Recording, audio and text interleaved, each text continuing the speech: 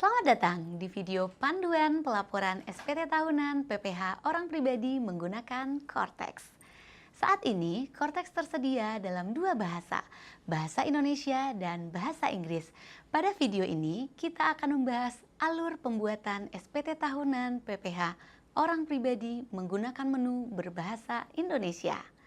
Sebagai perhatian, informasi yang disampaikan pada media ini dapat berubah sesuai dengan proses pengembangan sistem dan ketentuan perpajakan terbaru.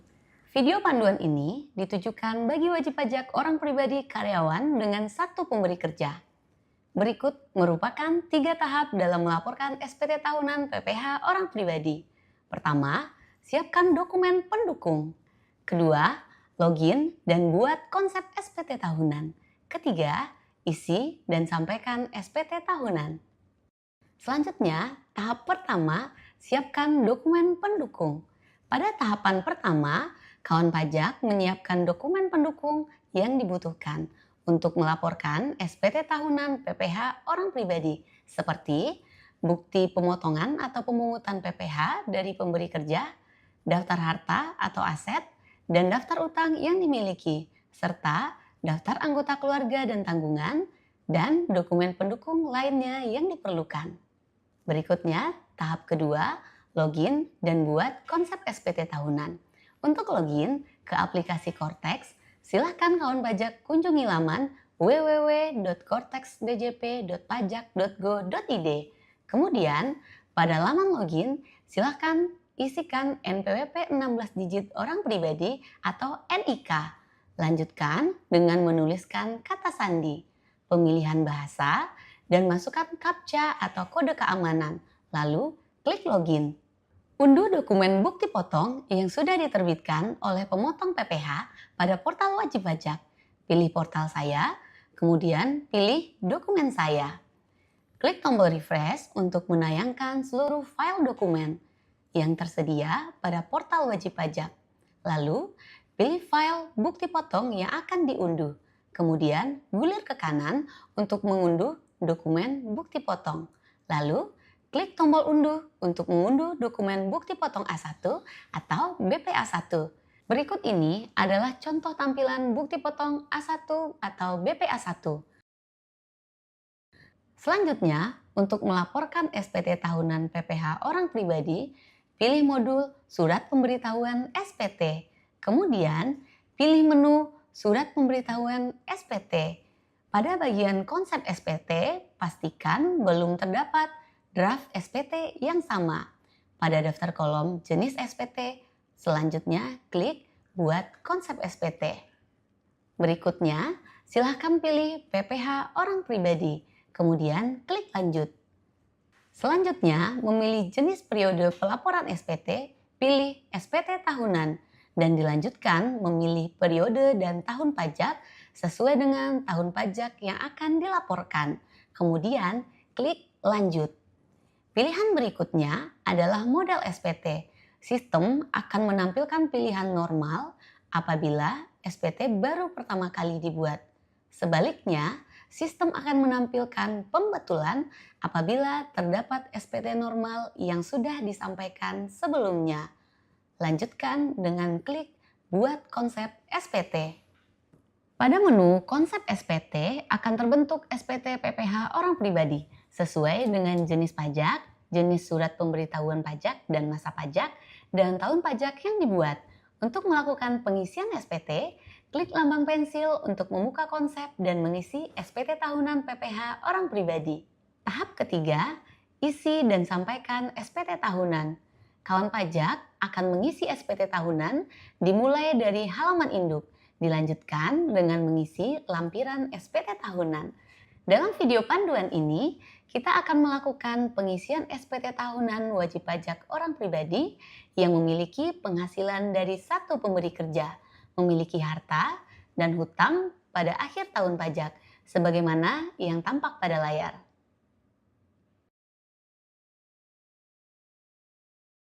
Pengisian halaman induk SPT. Bagian induk akan menentukan lampiran yang akan muncul pada SPT tahunan wajib pajak orang pribadi. Mohon diperhatikan untuk setiap pengisian jawaban atas pertanyaan yang muncul. Pertama, bagi wajib pajak orang pribadi karyawan dengan satu pemberi kerja, silakan pilih sumber penghasilan pekerjaan. Selanjutnya, silakan pilih metode pembukuan atau pencatatan yang dilakukan oleh wajib pajak. Untuk wajib pajak karyawan dengan satu pemberi kerja, silakan pilih metode pencatatan.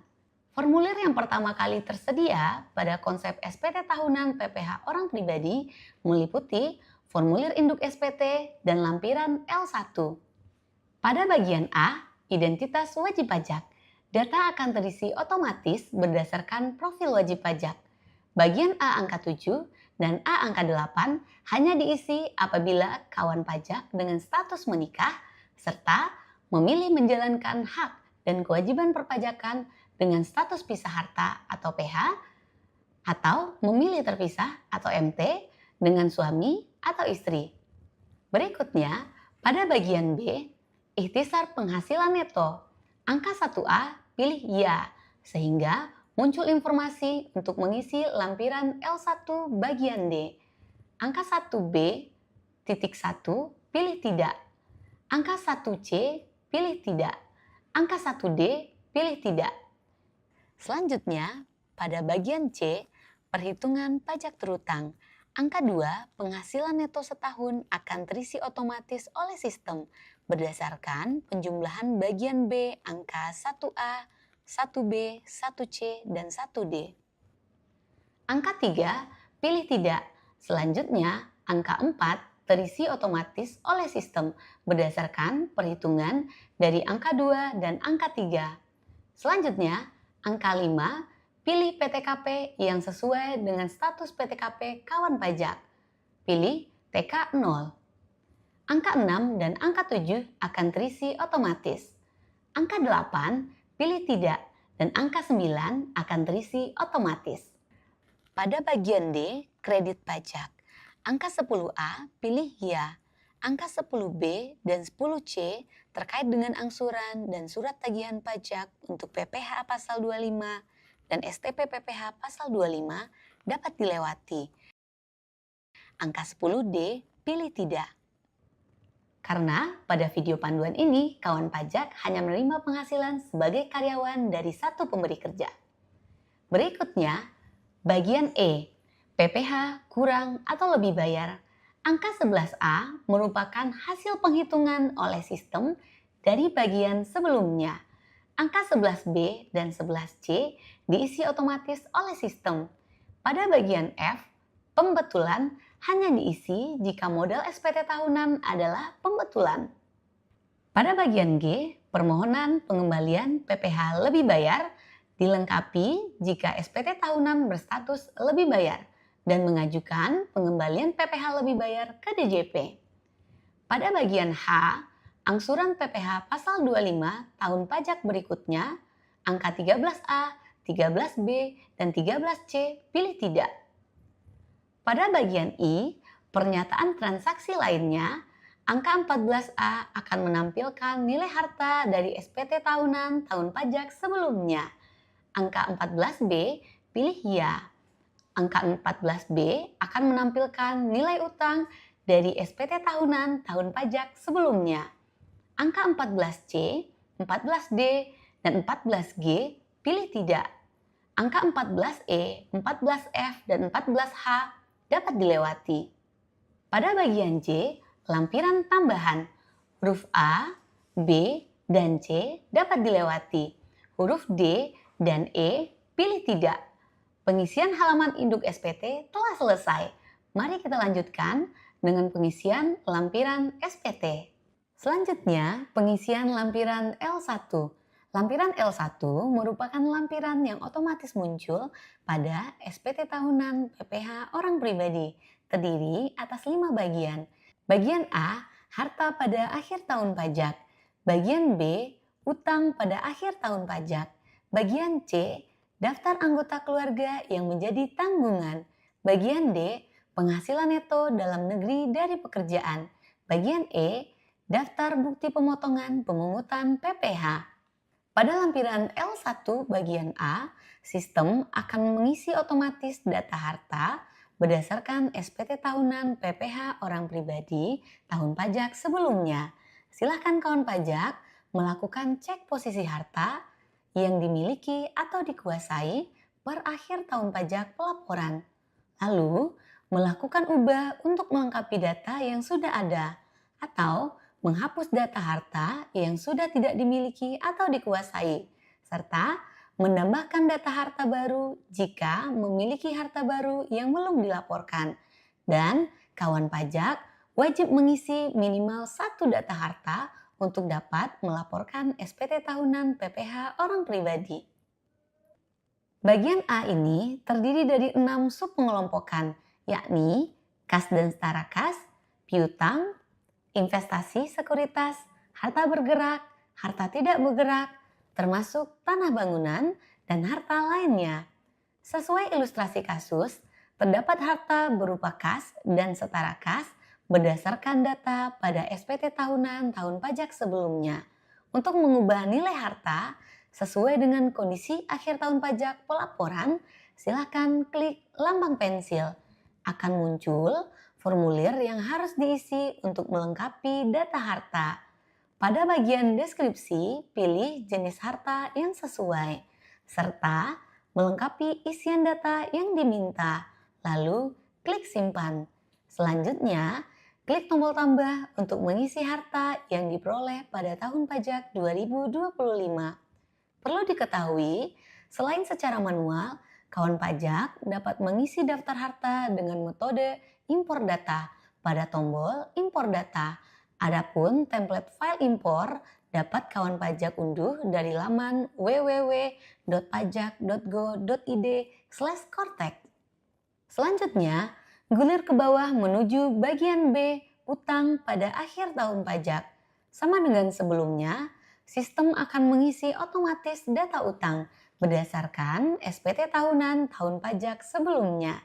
Jika kawan pajak memiliki utang berdasarkan SPT tahunan tahun pajak sebelumnya, silakan melakukan ubah data untuk menyesuaikan nilai utang per akhir tahun pajak pelaporan atau menambah data utang jika memiliki utang baru yang belum dilaporkan.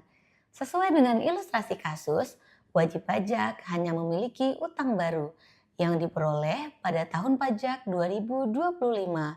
Untuk memasukkan data utang, silakan klik tombol tambah. Kemudian, lengkapi data formulir yang diminta. Lalu, klik simpan. Berikutnya, lampiran L1 bagian C. Bagian ini wajib diisi dan dilampirkan untuk melaporkan daftar anggota keluarga yang menjadi tanggungan wajib pajak sesuai data yang ada pada sistem administrasi Direktorat Jenderal Pajak dan diperhitungkan dalam perhitungan PTKP. Sistem akan mengisi otomatis data anggota keluarga berdasarkan data unit keluarga pada informasi profil wajib pajak. Apabila data tidak sesuai, kawan pajak dapat mengubahnya melalui modul portal wajib pajak, lalu ubah pada menu unit pajak keluarga. Selanjutnya, gulir ke bawah bagian D, penghasilan neto dalam negeri dari pekerjaan. Bagian ini akan terisi otomatis berdasarkan BPA1 yang telah diterbitkan oleh pemberi kerja. Dan kawan pajak dapat menambah data penghasilan dari pekerjaan lain jika diperlukan dengan klik tombol tambah. Sesuai dengan ilustrasi kasus, untuk nilai penghasilan neto yang berasal dari satu pemberi kerja telah terisi secara otomatis sehingga tidak perlu ditambahkan secara manual. Berikutnya bagian E, daftar bukti pemotongan pemungutan PPh.